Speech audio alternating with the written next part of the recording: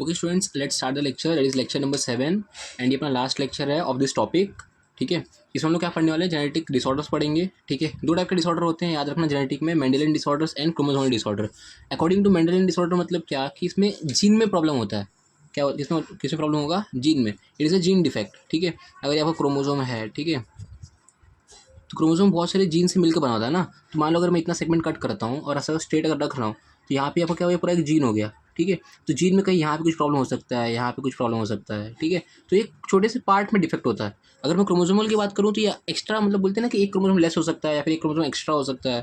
ठीक है, इसको बोलते हैं क्रोमोसोमल डिसऑर्डर। यहाँ पे मैंने क्या लिखा है, दैट इज जीन डिफेक्ट। इसमें आपको क्या होगा, एक्स्ट्रा होल क्रोमोसोम, ये डिसऑर्डर लिखा है, मेंडेलियन डिसऑर्डर, क्रोमोसोमल डिसऑर्डर। ठीक है, extra whole chromosome is present और एब्सेंट। ठीक है, एक क्रोमोसोम भी हो सकता है, दो क्रोमोसोम भी हो सकता है। ठीक है, जी मेंटल डिसऑर्डर के एग्जांपल कौन से हीमोफीलिया जो हम लोग डिस्कस कर चुके थे, sickle cell anaemia, colour blindness and thalassaemia. ठीक है, ये हम लोग ने तीनों डिस्कस कर चुके हैं। थैलेसीमिया आज डिस्कस करेंगे, ये 1 2 3 4। ठीक है, आज डिस्कस करेंगे। ठीक है, क्रोमोसोमल डिसऑर्डर में एग्जांपल कौन सा है, down syndrome, Turner syndrome and Klinefelter syndrome. कोई भी एक सिंड्रोम यहाँ पे जो है ना, इसमें से आपको क्वेश्चन पूछने का चांसेस रहता है।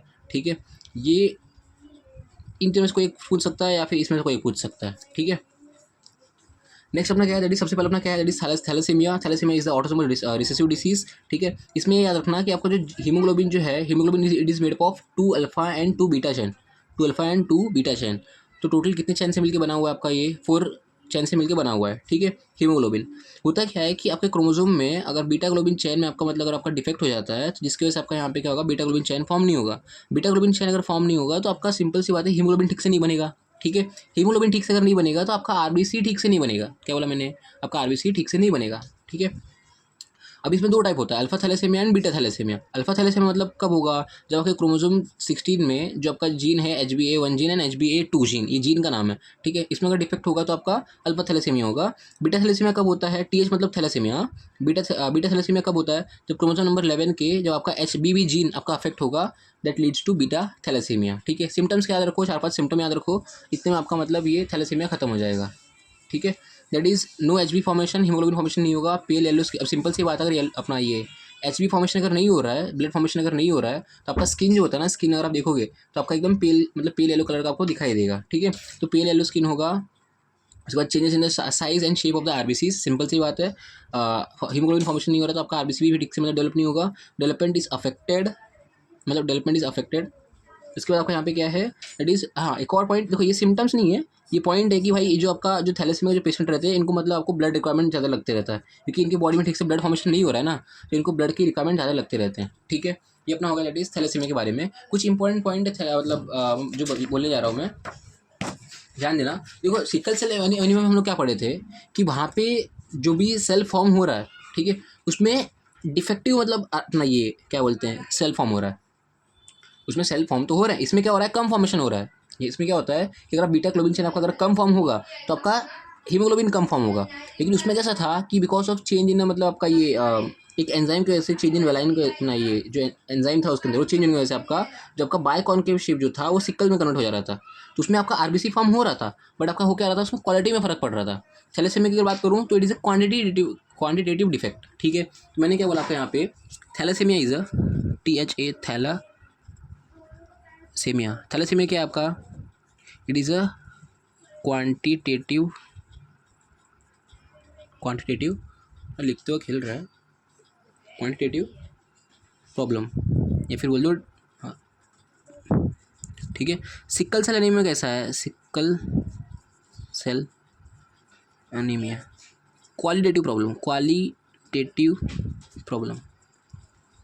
ठीक है, थर्ड अपना कौन सा था, दैट इज़ हीमोफीलिया। हीमोफीलिया के अगर बारे में बात करूँगा मैं, हीमोफीलिया उसमें आपका क्या था, उसमें आपका ब्लड कोएगुलेट नहीं होता था, ब्लड क्लॉट नहीं होता था, no blood clot occur, that is bleeding disorder,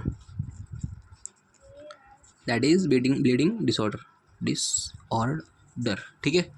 next अपना क्या है, that is Down syndrome. Down syndrome आपको याद रखो, ये आपका क्या है, ऑटोजोम के क्रोमोजोम के मतलब ऑटोजोम के क्रोमोजोम आपके क्या होता है, आपके क्या होते हैं, इंक्रीज हो जाते हैं। तो कौन सा ऑटोजोम होता है, मतलब कौन से क्रोमोजोम होंगे, तो क्रोमोजोम नंबर 21 याद रखना। 21 क्रोमोजोम का क्या होता है कि एक्स्ट्रा कॉपी आ जाते हैं, एक्स्ट्रा कॉपी आ जाएगा, मतलब 1 एक्स्ट्रा कॉपी। ठीक है, तो यहाँ इसको हम लोग, इस डिसीज को हम लोग क्या बोलते हैं, जहाँ पे 21st का 2 क्रोमोसोम होना चाहिए था, तो 1 क्रोमोसोम एक्स्ट्रा आने की वजह से हम लोग क्या बोलते हैं इसको अंदर, इसको हम लोग क्या बोलते हैं 21st, दो क्रोमोसोम एक्स्ट्रा आना चाहिए था, जिसकी वजह से यहाँ पे होता क्या है कि एक अगर एक्स्ट्रा आ गया तो आपको यहाँ पे क्या बोलेंगे 21st ट्राइजोमी, ठीक है। तो जहाँ पे 46 क्रोमोसोम होने चाहिए थे वहाँ पे आपको होता है 47, that is 45 plus x x और 45 प्लस एक्स वाई, कुछ भी, ठीक है। मेल भी अफेक्ट हो सकते हैं, फीमेल भी अफेक्ट हो सकते हैं। फिर अभी ये होता क्यों है कि एक्स्ट्रा क्रोमोसोम क्यों आ जाता है, बिकॉज ऑफ 21st क्रोमोसोम जो तुम्हारा है ड्यूरिंग गैमेट फॉर्मेशन की वजह होने के टाइम पे, अगर तुम्हारा क्रोमोसोम जो तुम्हारा है, अगर आपको अगर अलग नहीं हुआ, मतलब क्रोमोसोम 21st मान लो, आप कौन सा, उसको मैं डिनोट करता हूँ लेट सी से, सी, अगर आपको अलग नहीं हुआ, मान लो यहाँ पे अलग नहीं हुआ, यहाँ पे साथ में आ गया और यहाँ पे कुछ भी नहीं है, अगर साथ में आ गया तो वो एक्स्ट्रा तुम्हारा 24 मतलब 21 में तुम्हारा जो एक आना चाहिए था वो तुम्हारा 3 आ जाता है, 2 यहाँ पे आ गया और एक तुम्हारा मेल गैमेट का एक होगा, 21st हो जाता है, 21st का 3 हो जाएगा, ठीक है। इसको हम क्या बोलते हैं सीधी भाषा में, failure of segregation of the 21st chromosome, ठीक है। ये हमको कब देखने मिलता है, that is late gravida. Late gravida मतलब क्या, लेट प्रेगनेंसी, मोस्टली 35 ईयर्स मतलब के बाद, या फिर 40 ईयर्स के बाद, या फिर 45 ईयर्स, मतलब जो फीमेल्स मतलब जो प्रेग्नेंट होते हैं उनमें मोस्टली ये केसेस देखने मिलता है, दैट इज डाउन सिंड्रोम का, ठीक है।